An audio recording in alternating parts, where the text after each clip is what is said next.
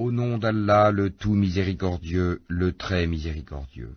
Ô prophète, quand vous répudiez les femmes, répudiez-les conformément à leur période d'attente prescrite, et comptez la période, et craignez Allah votre Seigneur.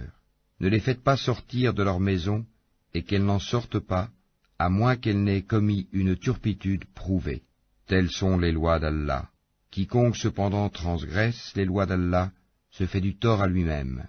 Tu ne sais pas si d'ici là, Allah ne suscitera pas quelque chose de nouveau.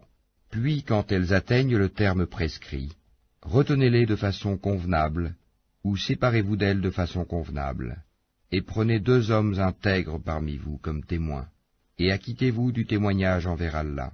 Voilà ce à quoi est exhorté celui qui croit en Allah et au jour dernier, et quiconque craint Allah, il lui donnera une issue favorable, et lui accordera ses dons par des moyens sur lesquels il ne comptait pas.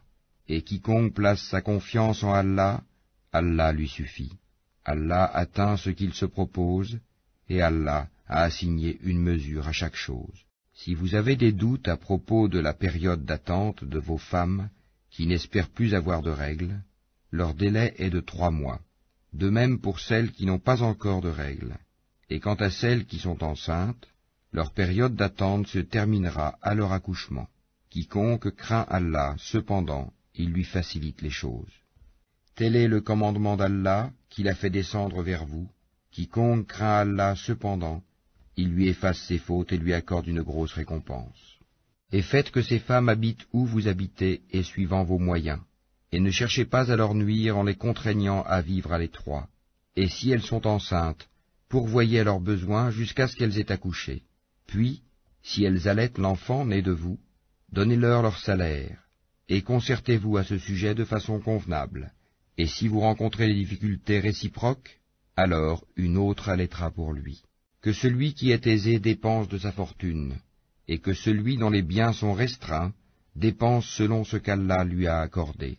Allah n'impose à personne que selon ce qu'il lui a donné, et Allah fera succéder l'aisance à la gêne. Que de cités ont refusé avec insolence le commandement de leur Seigneur et de ses messagers. Nous leur en demandâmes compte avec sévérité, et les châtiâmes d'un châtiment inouï.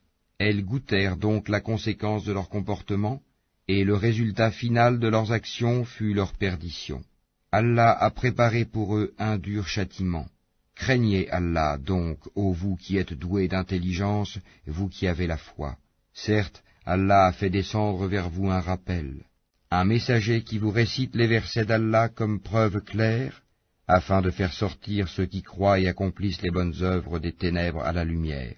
Et quiconque croit en Allah et fait le bien, il le fait entrer au jardin sous lesquels coulent les ruisseaux, pour y demeurer éternellement.